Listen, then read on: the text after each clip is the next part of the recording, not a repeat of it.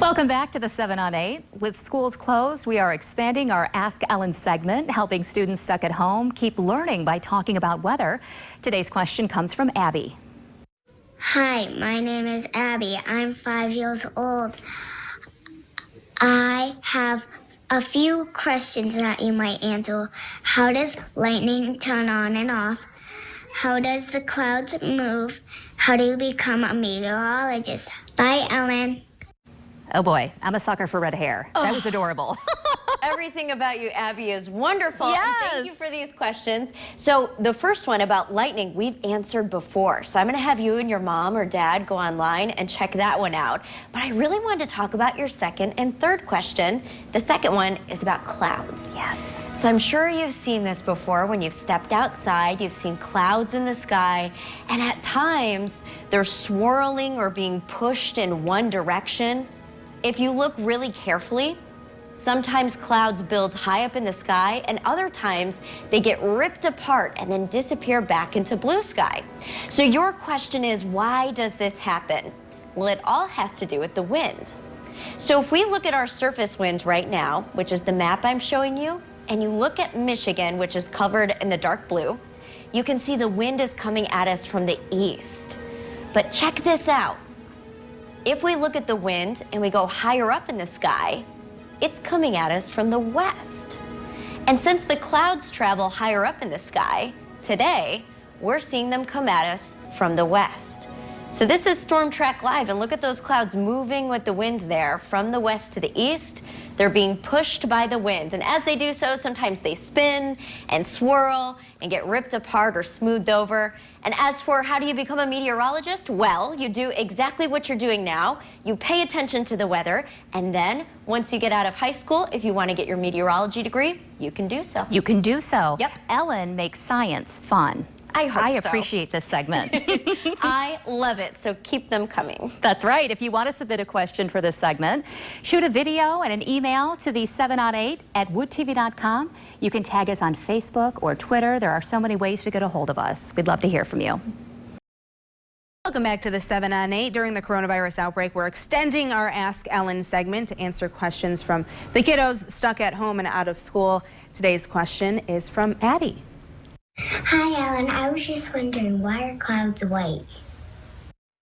Hi, Addie. That's an excellent question. I love it.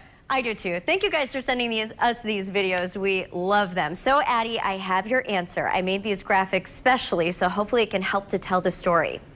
We know that light coming from the sun is called white light. And white light contains all colors, Roy G. Biv, red, orange, yellow, blue, green, indigo, and violet.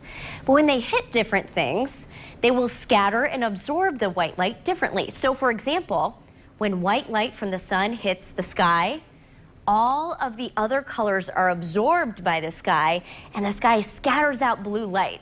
So we see blue, and that's why the sky looks blue. This happens with objects all over the earth. So when white light comes down from the sun and it hits things like the grass, all the other colors are absorbed, but green light is scattered outward. So we see the grass as green. Clouds are special. Clouds are one of those materials that scatter light so perfectly that it scatters all the white light back out. So because of that, clouds look white to us. And that's because cloud droplets and ice crystals are perfect light scatterers. That is an excellent question, and hopefully everyone is a little bit more weather-wise now. Yeah. I'm learning a lot from these questions, I have to say. I've been having a good time trying to figure out our graphic system. I'm like, ooh, how can I tell this story? So thank you, Addie. If you guys have weather questions, your kids have weather questions, send them our way. We love videos, especially.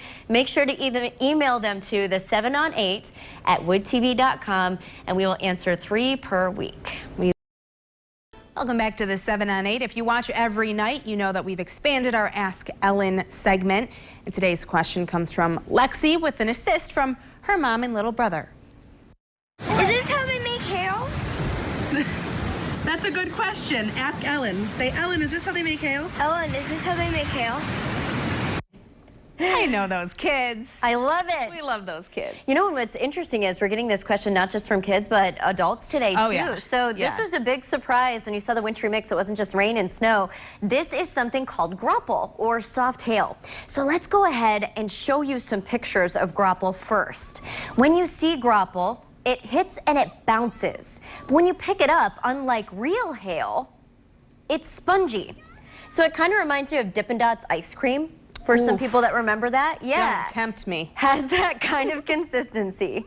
So now that you know what to look for, let's talk about how it differs from the other types of precipitation. So if we break down the precipitation types, rain is just drops of liquid water, snow, delicate forms of ice, sleet are hard, tiny ice shards, hail, big solid balls of ice, and graupel, spongy balls. And they all form a little bit differently. So rain, for example, is a raindrop and it falls all the way down to the ground without changing one bit. Snow, same thing. Some dendrites form and it stays cold all the way down to the ground. Sleet or ice shards start as snow, but then start as a raindrop, but then it refreezes on the way down to the ground. Hail gets lots of different layers of ice while it's in the cloud and then falls, but graupel is a single flake of snow and it gets flash frozen with super cooled water droplets. Interesting. Yeah. I've actually never heard that term before just now. Graupel. Yeah. Single flake of snow, Graupel. super cooled water droplets hug it, and it turns it into a spongy delight. All right. Yeah. Well, thank you for the question. Ellen, of course, thank you for the answer. If you want to submit a question for the extended Ask Ellen segment, you can shoot a video and email it to the 7on8@woodtv.com. Also, you can post it to social media and tag us on Facebook or Twitter. Welcome back to the 7 on 8. We received another Ask Ellen question from an inquisitive kid focused on making the most of learning while at home. Tonight's question comes from Noel. Hi, Ellen. My name is Noel. I'm 8 years old, and I was wondering, how does it rain? That is such a great question, Noel. I love you. I know. Fantastic question. And Noel, we have the answer for you. So it all has to do with the water cycle. I'm going to show you what this looks like, and then I'm going to teach you some fun ways to remember it. So first, we start off with the water cycle with the sunshine. The sun heats the ground, and as the ground gets warmer and warmer, invisible water vapor starts rising from the ground. So we don't see this, but it's happening. As more of the water vapor gets high in the sky, it gets cold and it turns into clouds. And when the clouds get heavy enough, it rains. So it starts with the sunshine, turns into evaporation, then condensation and precipitation. And Noel, I have two ways for you to remember this. The first is with hand motions. So I'll show you right now what that looks like. We do this for all my school talks. So you start in the ocean Okay. as a water molecule. And then, Should I do this with you? yeah. Okay. It just would make me feel better. Okay. Thanks. So then you have evaporation into the sky, and then you get cold, and then you link into a cloud, and you fall as rain back into the ocean. Fall down. Yeah. Okay. So it's more fun if you have brothers and sisters you can link up with for the cloud part before Okay. you rain back into the ocean. Now, lastly, if you're musical, I do have a song for you. So water goes in cycles, yes it does. Water goes in cycles, yes it does. It starts as evaporation, then makes clouds as condensation, and falls down as precipitation. Yes, it does. Wow. Yeah. You are so talented. I'm so glad we got the song in. A woman of so many talents. Ellen Baca, everyone. If you want to submit a question for this segment, just shoot a video and email it to the 7on8@woodtv.com. You can also post it to social media, Facebook or Twitter. I will not be joining in on any more dances with Ellen. Welcome back to the 7 on 8. It is Thursday, so of course it's time to Ask Ellen. Each week we like to take a viewer question to the expert. This week comes from Ginny. She was watching some clouds this week and wants to know why some clouds are flat on the bottom but then fluffy on top. And we saw Tom Hillen ask the question as well. He sure did. So great minds think alike and question alike. And I have the answer. Perfect.